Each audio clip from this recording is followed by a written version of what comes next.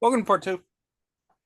If you didn't watch part one, we just reviewed Raw and NXT, an amazing Raw and a pretty good NXT. Yeah.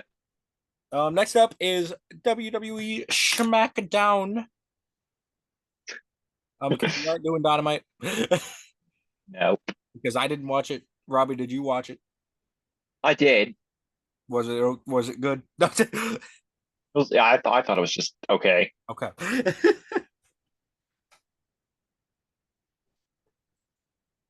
Yeah, I didn't. I don't watch AEW anymore. Not really, except for pay-per-views. I Yeah. can't be bothered. That's what it is. I'll watch highlights on YouTube, but that's like the closest I'll get right now. Right. Yeah, I only watch Dynamite. I don't bother with the other two shows. Yeah. Yeah, I think I've said this on the show before. My main problem with AEW is that they have too much content. Hmm. They have too many shows. And yes, you can say the same thing about WWE, Yeah, but they also have more than one roster in that's true. WWE. AEW kind of uses the same roster for all three shows. Exactly. And that's what I'm saying. If you're gonna have more than one show, do what WWE does. Split the fucking roster. Yeah. Like I saw your side eye, so I knew I had to explain. Yeah. Man was side eyeing me when I said I that was I he was has like, too what many what this shows. man talking about? He was side eyeing me so hard. He's like, he has too many. They have too many shows. WWE is the same amount, different rosters. Not Yeah. Yeah, I got you. I got you. all right. SmackDown live. First up, Chicago. yeah, it's in Chicago, so you know what that means. First up, CM Punk comes to SmackDown. Woo. Cuts a pretty enjoyable promo. I did really like his promo, but the thing that most people are talking about is Paul Heyman coming out Yeah. to SmackDown or coming out to see Punk without Bloodline, without Solo or the Tongans, which we haven't Yeah. recorded an episode since this happened. Roman Reigns is gone right now. Yeah. And Solo has sort of taken over the Bloodline with He's basically made like a new bloodline. yeah, with Tama Tonga and Tongaloa. Because Uso's gone too. Which Bloodline Civil War games. Let's go. No. And that there is a fourth man, but we'll get to that later. Oh yeah, we'll get to that later.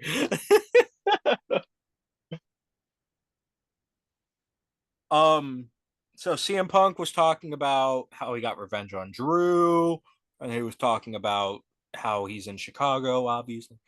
And then Yeah. Heyman comes out and says that the Bloodline Solo heard that a radio station calling Chicago CM Punk City. He was not happy. No. So Solo said, "You need to get out of here, or they will come for you. You need to do me this favor, or I need you to do me a favor if I do you this favor." And his favor was warning him. And Solo comes out, gets booed out of the building, but starts talking. He's getting like Dom heat. Yeah, he was getting the Dom treatment. um, no, Solo comes out. He starts talking about how he wants to be more recognizable than Punk. He starts talking about how he's the head of the table. Then Punk, this was my favorite part of the segment, by the way. Punk grabs the mic and says, "Paul, if I do this favor for you, what do you want? What do you want? Oh, wait, if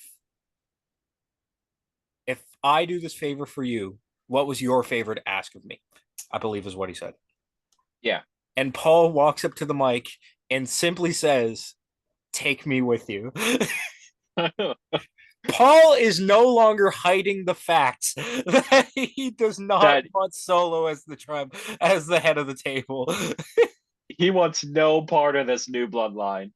He wants to leave this new bloodline. Yeah. um Tongans run in, Solo runs in to try and attack Punk. Here comes Cody Rhodes with I believe it was a steel chair in his hand. A bat. Yes, it Bat. was a bat because he gave Punk one too. He came in with bats, and that causes the new bloodline to leave, to exit. Paul didn't go with them. Paul stayed in the ring. Although we do see Solo and Paul backstage later Mm, tonight, where yeah, Solo tells Paul that Roman Reigns is not coming back. yeah, we'll see about that. Yeah, we'll see about that. This is a great way to turn Roman face, by the way. It is. This segment got an A. It lasted 20 minutes without overstaying its welcome. Like Yeah. it lasted 20 minutes, but it really did not feel like 20 minutes. It was a good 20 minutes. Yeah. First match. This is what we need to talk about because Robby caught on to something. Yeah. First match was Bianca Belair versus Chelsea Green versus Michin. Bianca Belair was the only person to get an entrance, and usually that means the person who gets an entrance is going to win. This was a Money Mhm. in the Bank qualifier. Chelsea Green won. Yeah. And ladies and gentlemen, this is the first of 3 times on this show where a person who didn't get an entrance won the match. Yeah. I caught on to it after the second time. Like that. And then he predicted the third time. Yeah. Like that is so weird to me that seems to be a thing right now. Triple H changing the norm. No, Chelsea Green won. Um, in typical heel fashion, Bianca Belair hits the KOD. She throws Bianca out, pins Michin, and gets the win. This got a B. I can see that. Yeah. Next up, another one, another Money in the Bank qualifier: Carmelo Hayes versus Randy Orton versus Tama Tonga. Carmelo Hayes was the only person to not get an entrance. Disrespect. Disrespect, but he won. So He won, yeah. And he pinned Randy to do it. and he pinned Randy to do it. Exactly. And something that they actually brought up on WWE's YouTube channel that I didn't think about: Randy Orton was in the final of King of the Ring, and he beat Tama Tonga and Carmelo Hayes. Yeah. I didn't even realize that. Now that you're saying that, I didn't even realize that. WWE brought that up on their YouTube channel on an episode of WWE Now. It was like the 5 things that you need to know before SmackDown, and they were talking about how Orton beat Tonga and Hayes on his road to the final. This also got to be Grayson Waller versus Kevin Owens versus Andrade. Andrade didn't get an entrance. Andrade won the match. Yeah, like as soon as I saw he didn't get an entrance, I'm like, all right, I'm calling it right now. Andrade's winning because he didn't get an entrance. Let's talk about this. Andrade is technically a champion in WWE right now. Yeah, He is the WWE Speed Championship, which was not a thing when we stopped this show. it was not. WWE Speed is like 3-minute matches, I believe it is. Yeah, 3 minute It's matches. specifically on Twitter. It's X. on Twitter. Yeah, yeah. This match got a B plus. Hmm, Apparently, it was better than the other ones. yeah. Let's just say real quick, the speed title has just as much relevance as the 24/7 title. That Yeah. being not much. Yeah. Basically. Like Andrade doesn't even come out with the title. He only comes out with it if he defends it on freaking speed. That's really funny. I just looked down at Bleacher Report and the first thing it said was Andrade is the current WWE Speed Champion. It would be nice if he got to carry that belt on other shows. Exactly. Come on. As you were saying that, I looked down and read that. I don't know why they don't let him carry the title on the shows. I will say, it does have the same relevance as the 24/7 title, but it looks like 10 times better than the 24/7 It title. It's it not does. even the best looking belt that they have. Like, it's not as good of a belt as like the main roster belts or even some of the NXT belts, but it's way better than the green monstrosity. It is. That was trash. Cody versus Solo. Solo. Solo. I don't know what that was. I just decided to do it. Yes. So Cody Rhodes versus Solo Sikoa. Solo wins by DQ because he's Solo Sikoa. Yep. I believe it was the Tongans, right? The Tongans came in and beat. Yeah. Yeah, that's I believe so. exactly what happened. Yeah. Let's talk about what happened after the match. Yeah. So, like Robby was saying earlier, this new bloodline has a fourth member, and it's someone who has been under contract for a while. And like by a while, I mean like a month, I believe, like a month or two. But Yeah. he's not shown up until now. And that person is Jacob Fatu. Yep. He finally showed up. And what a way to show up, too. He came out, beat up Cody, and splashed him through a table, through the announce table at that. Yep. Whoa. So, what I'm thinking this is going to lead to, because if they're trying to do long term, I could see them extending this to Survivor Series. Mhm. I'm thinking Civil War games. This new bloodline versus Roman, the Usos, and maybe Cody. Yeah. Could be Cody, could be Randy, could be Owens, could be someone who's involved in the storyline. It'd be kind of funny if it was Owens. You know what it could be? But Jimmy was, I think, the first victim of the new bloodline, Jimmy Uso. So assuming that he's cleared by War Games because he's actually out injured, Jimmy could be on the team. You could have that's Roman, what I Jimmy. said. Roman, the Usos, and the fourth member. Oh, okay. Yeah. Yeah. Yeah, Roman, I, Jimmy, Jay, and possibly Cody.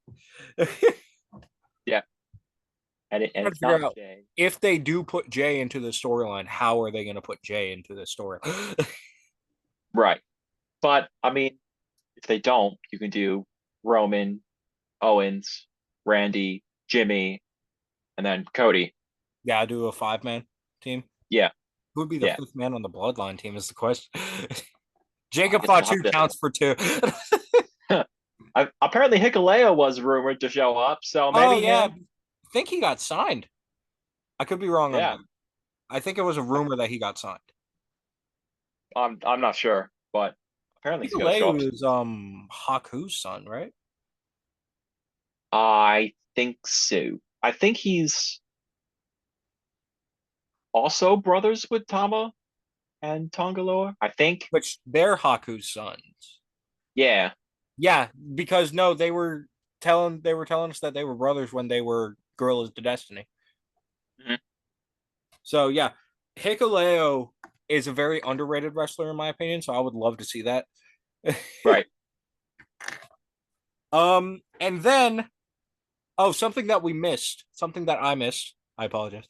McIntyre, the Oh yes. man who quits on Monday, showed up today or Friday and beat the ever loving crap out of CM Punk.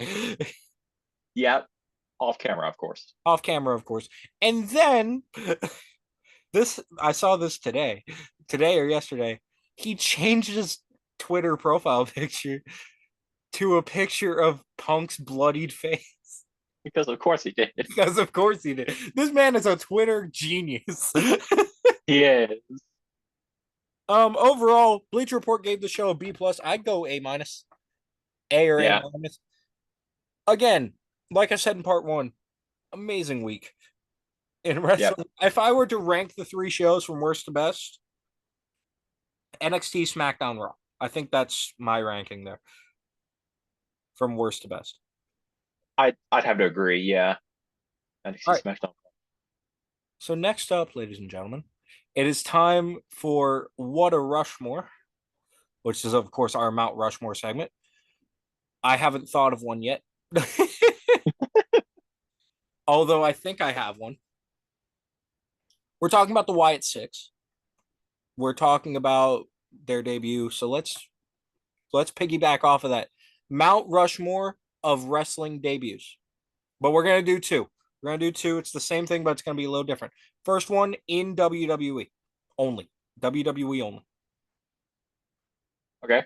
So Mount Rushmore of WWE debuts. What do you got? All right, so obviously Y6. obviously. That's got to be up there. Um, Kane. Okay. Um,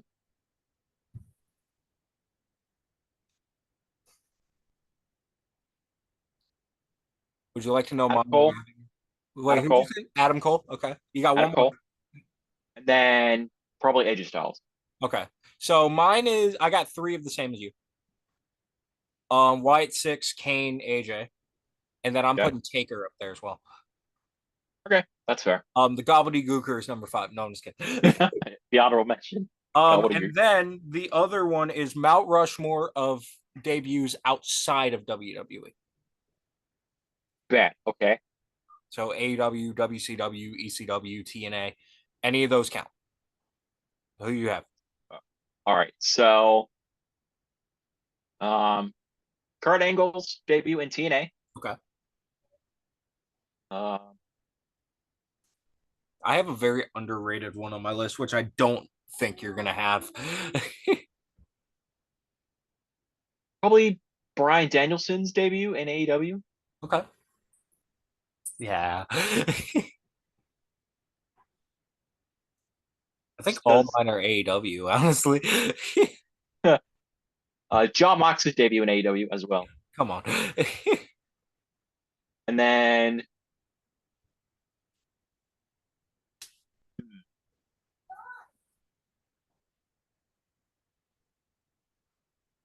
does it count if like the three people were already in the company, but they like formed a new group? I mean, I'll say that counts. Because if so, then If it's Hulk debuting the Hogan, group, then yeah. Oh, I, NWO? NWO, the Yeah. formation of the NWO. No, Yeah, that with Hulk counts. That Hogan. definitely counts. With how influential NWO was, that definitely counts. Hulk Hogan is the third man. The only reason I'm not putting that on my Mount Rushmore, it's an amazing debut. Let's put that out of the way first before so I don't catch any flack for this. Yeah, Only reason I'm not putting that on my Mount Rushmore is because of Bobby Heenan. yeah, he spoiled it. He spoiled it. So mine is why did Adam Pierce just tweet the word no? Hang on. No. Was he responding to something? Oh, here we go. Wrestlemania.com said, do you think Adam Pierce is possessed by the White Six already? He just responded, no. No. Okay, Adam. Yeah, he has been acting weird on Twitter. He has. All right. So my Mount Rushmore for outside of WWE debuts. John Moxley. Yeah, Obviously. obviously. The double debut of Adam Cole and Bryan Danielson, because I think we got to pair those together. See, I was thinking about that, but I just said Danielson. We got to pair those. It's the same segment. It counts as one. Okay. um, this one is gonna be a little interesting. Like this is a little obscure. This is another Mhm. AEW debut, and it's before AEW went on TV. LAX, Okay. Interesting. when they came out at All Out, I really like that debut. Also, it's Okay. one of the only ones I can remember right now. I forgot about that. They came out in like presidents' masks and attacked people. Oh yes.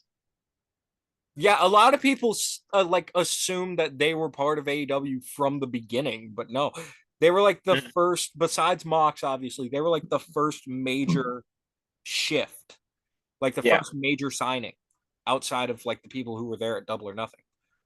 Right. And then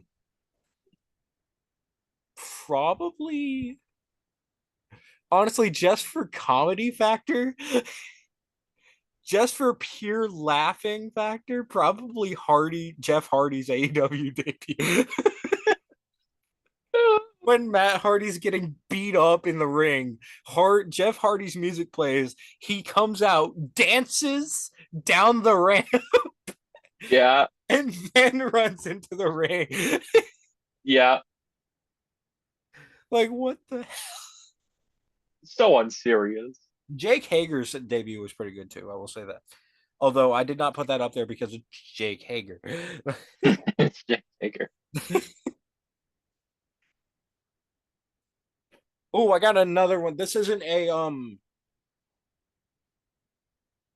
we won't do a Mount Rushmore for this one.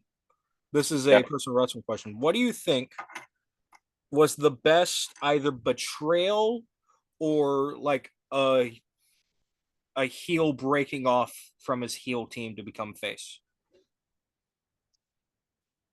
Um, So either probably a face betraying a face team or a heel leaving a heel team. Who do you think is the best? probably Sammy turning on the bloodline. I think that's up there. If we want to get a little bit more obscure, I did like Wardlow's turn Mhm. at Revolution, but no, Yeah. nothing. I don't think anything can really top Sammy except one heel turn. One heel turn that is probably the best heel turn of the 2010s. Mhm. Plan B. Oh yeah, of course. Seth Rollins turning on the Shield, I think, is the only thing that can top the Sammy one, which is really funny because it started the same way. Like it Yeah. happened the same way with Roman Reigns taking a chair to the back. Yeah. There's something about Roman taking a chair to the back, man. It's all Yeah. always ends up really, really good. All right, we're gonna actually start our game on this part since we have time. Well, our game. This isn't really a game; it's a discussion segment, and it's a big discussion segment. Big. Ladies and gentlemen, we missed another Mania. That's sort of like a Dave and Robbie's watch party tradition at this point. Yep. Missing a Mania review. So we're gonna make up for all the Manias that we missed by ranking every WrestleMania from worst to best. These are our personal rankings. I need to get that out of the way right now. This is Yeah. not like the definitive IWC worst to best. This is just our opinion. This is our opinion, and that's especially true for mine and probably yours too. Probably. So we're gonna start off. We'll say we'll hit the first 10 because I want to like discuss a few of these. Yeah. We'll hit the first 10, so 40 through 30 on or yeah, 40 through 30 on this part. We'll hit up to the top 10 on the next part, and then on part 4 we'll dig deep into our top 10. Yeah. All right, so number 40. We're gonna do this. Robbie, you're gonna go first, and I'm gonna go. So, Robbie, what's your number 40? All right. My number 40 is WrestleMania 9. Yeah. Yeah. Yeah, no, I don't think there's any debating that one. Number 40, the worst WrestleMania of all time, is WrestleMania 9. Yeah. We've talked about this. The main event sucked. The ending of the main event sucked. The Hogan tag team match sucked. Taker's worst Mania match. Taker's worst Mania match with the worst ending. The only good thing about this Mania was the location because it actually looked cool. Yeah.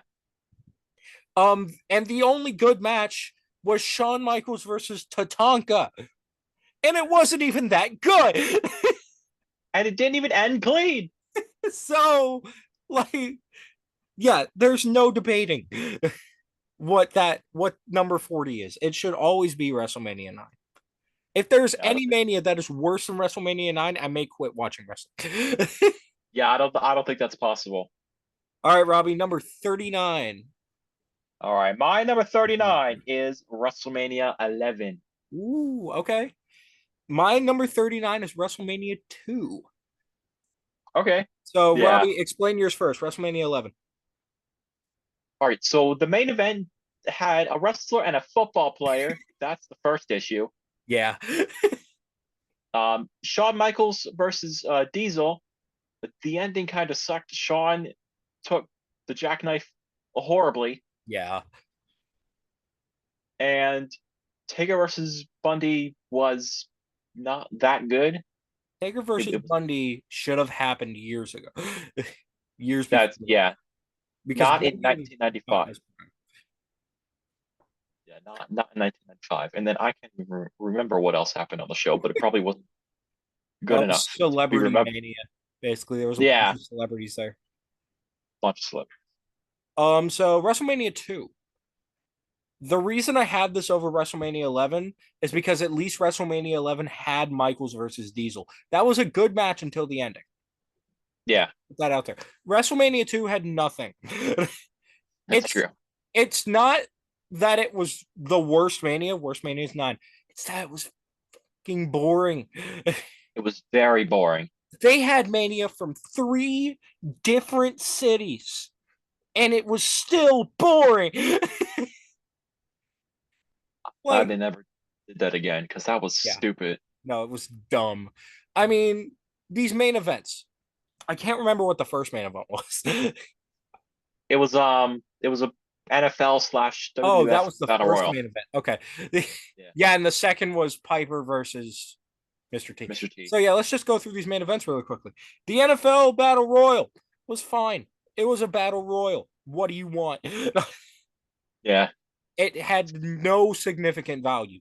I don't even remember who won. I don't either. Exactly. um, the second main event, Roddy Piper versus Mr. T in a boxing match, considered one of not one of the worst Mania matches, one of the worst matches of all time. Yeah, it was incredibly boring. Got negative 5 stars from Dave Meltzer. Yeah, And then the third main event and the penultimate main event, the thing that was supposed to bring everyone in from like to watch this Mania, King Kong Bundy versus Hulk Hogan in a steel cage match. Do not get me wrong. During this time, I'm getting mad. During this time, King Kong Bundy was a decent wrestler. He was never like super great. He was never like up there with the Mount Rushmores. But he was a pretty good wrestler. I'll give him that. I'm glad he's in the Hall of Fame. If he is, I don't remember. I don't know. Can't um, remember. but this match was not good. And Yeah, it's another Hogan wins lull. yep. All right, number 38, Robby. My number 30 is actually WrestleMania 2. That's nice. My number 38 is WrestleMania 11. There you go. So, do you have any other reasons why Mania 2 is bad? No, I think it's pretty much the same reasons you had. It was boring. just And just less angry about it than I was. yeah, basically. And like the three city thing. Yeah, never again, please. Yeah, never again. Like, we love that Mania's on 2 nights now, but imagine if they did like different nights from different cities. No, don't do that. Don't Don't, do that. don't do that. And it also sucked. Like, okay, I could see them doing the 3 cities thing. I can't see them doing it now because of how much the production value is. But like back then, around Mania 2, I could see that. I could see them doing 3 cities because there wasn't a lot of production then. Right? um, yeah, WrestleMania 11 sucked. Like I Yeah, said, it did. the only reason why it's above WrestleMania 2 for me is because at least Michaels versus Diesel was decent until the end. Right. That's like a match I can remember from that Mania. And Mm. although we give Lawrence Taylor heat for being in a Mania main event, let's be honest, he carried that main event. He did. I will admit, his performance was not bad. It was not as bad as it could have been. Like we got lucky. I'm That's saying true. we like we were alive during that time. Yeah, freaking, we were there watching live in 19 and freaking 95. I was -8 years old. I was -7. All right, number 37. I'm curious to see Uh, if we have the same one here. I don't think we do. What's your number 37? probably probably not. My number 37 is WrestleMania 16. Oh, WrestleMania 2000. It's Yeah, interesting. WrestleMania 2000. My number 37 is WrestleMania 4. Okay, yeah. So explain WrestleMania 2000. Well, apart from the fact that I'm pretty sure there was one singles match, Yeah. and that singles match was a female match Yeah. that was very boring. Yeah. There wasn't. I mean, I didn't think there was much really that good about this show. I mean, the main event was okay. I think it's the first time a heel won in the main event of Mania because Triple H wins LOL. but I genuinely don't really remember much from the show. Oh, and I guess Kurt Angle losing both of his titles. Yeah. I think that's when that happened. No, I can agree that that Mania is bad. I got it a little higher, Yeah, only because I think it's inoffensive to me. Honestly, it's not right. like one of the worst to me. Mania Yeah, 4, in my opinion, if I had to describe Mania 4 in one word, it'd be overbloated.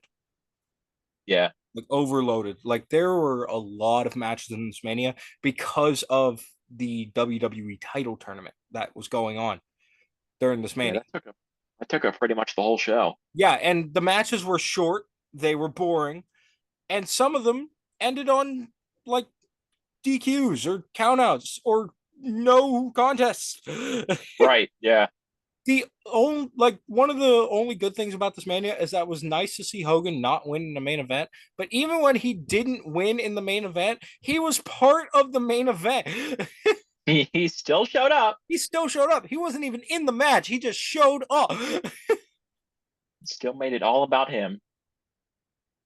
All right, number 36. My number 36 is actually WrestleMania 4. Oh, interesting. Okay. There you go. Like I said this last time we talked yesterday, I believe. I think our lower ones were going to be the same, and it's just going to branch off as we get higher and higher. Yeah, pretty much. My number 36 is WrestleMania 27. Yeah, okay. Do you want to explain WrestleMania 4, or did I explain it for you? You pretty much explained it for me. Bunch of tournament matches, most of them boring. Hogan taking over at the end for no reason. The one match that we didn't talk about was the Battle Royal, which opened the show. Oh, you cut out. Say that again. I said I just forgot about that. I Yeah, think it's because Bad News Brown won. that would be why. WrestleMania 27. This Mania hurts for me personally because I was alive for it. um, this Mania wasn't boring, and that's part of its problem. It was so egregiously bad. Like there were multiple matches here that just sucked. Right. Let's put it this way. This is the Mania Michael Cole won against Jerry Lawler. Yeah. A match that should have never happened. There was also, honestly, I can't remember many of these matches. You had John Morrison, Trish Stratus, and Snooki At the Snooki match, yes. versus Dolph Ziggler and Lay Cool. Let's also put this out there. Snooki's match was on the main card, and Sheamus and Daniel Bryan was on the pre-show. Ay, ay, ay. And then we gotta talk about the main. The main event of the show was The Miz versus John Cena. Yeah, First off, even just by itself, why? Why is that a main event? that's more like a main event for like Raw, not Right, WrestleMania. right. Second off, The Miz walked in as the champion and walked out as the champion. Miz Yeah, won. Second off. Miz won. And third, it wasn't even a clean win. No, It was super convoluted because first the match ended, and I believe it was a double countout. The first yeah, match ended a double countout. Here comes The Rock, who was hosting the whole thing, by the way, who had a very like overloaded promo in the beginning. That was yeah, actually kind of funny to watch. Um, Miz comes out. Rock comes out, argues with the computer to try and get the match restarted. Match is restarted, and Miz wins with the help of Rock. yeah. So yeah, not a good Mania. Nope. I promise I'll get less angry the further we get down this list. Yeah. Number 35. Number 35 is WrestleMania 7. Okay. I have that like just a couple notches higher, not outside of my top 10 or my bottom 10, but just a couple notches higher. My number 35 is WrestleMania 32. Okay. I got that also a little bit higher, just a little bit. Do you want to explain WrestleMania 7? Yes. The main event was Hulk Hogan versus Sergeant Slaughter. That's all you need to Why? do. And it wasn't a very good match because, Hulk Hogan versus Sergeant Slaughter. You can't get much out of that. And by the way, Sergeant Slaughter was the champion heading in. He wasn't the champion heading out because, of course, he wasn't. Holy crap, this is just Cena Miz. So basically, Cena Miz 20 years prior, except Cena actually wins. Yeah. Uh, and then also you had a Macho Man versus Ultimate Warrior, which actually was pretty good Yeah. with Macho Man retiring for the time being.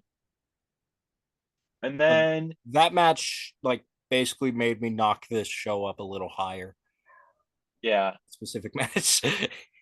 I legitimately can't remember what else happened on the show. I think Texas Tornado. I think oh no, Texas Tornado versus Kurt Hennig. I think. Yeah. Or I was looked that at the card for this show when I placed it because I thought a specific match happened on it and it didn't. I'll yeah, get to when that match happened. yeah. And I think the saddest part was they were going to have this show in like a bigger stadium, Hmm. but they sold hardly any tickets, so they had to move it to a small little arena. Yeah. All right, Mania 32. First off, the, sort of the opposite of the attendance problem Yeah, from Mania 7. This is the most packed Mania. This has the yeah. single night record. It's like 101,000, or at least they said it was 101,000, I think it was really like 80,000 which is something. still which is still insane. Yeah, um, this Mania was also boring, and yeah, I think the worst offense was the main event of this Mania, yeah. a 30-minute Triple H versus Roman Reigns match that no one wanted to see Yeah. in the first place. Um, Yeah. no, it was bad. It was, and the only good match on the show was um the women's triple threat. Yep. The IC title ladder match was okay to open the show. It was okay. It had a very surprising winner who ended up losing his title. Zack Ryder won the title and lost it the next night. Did. um, overall, not a bad. Actually, I was about to say not a bad Mania. Overall, a horrible Mania. Very bad mania. And we will get into the next ones in the next part because we have a minute left. Yeah. So we're gonna try and hit to the top 10 in the next part. We're just gonna get as far as we can. Next part, talking about these manias. So ladies and gentlemen, catch us in part 3. We will see you in the third part.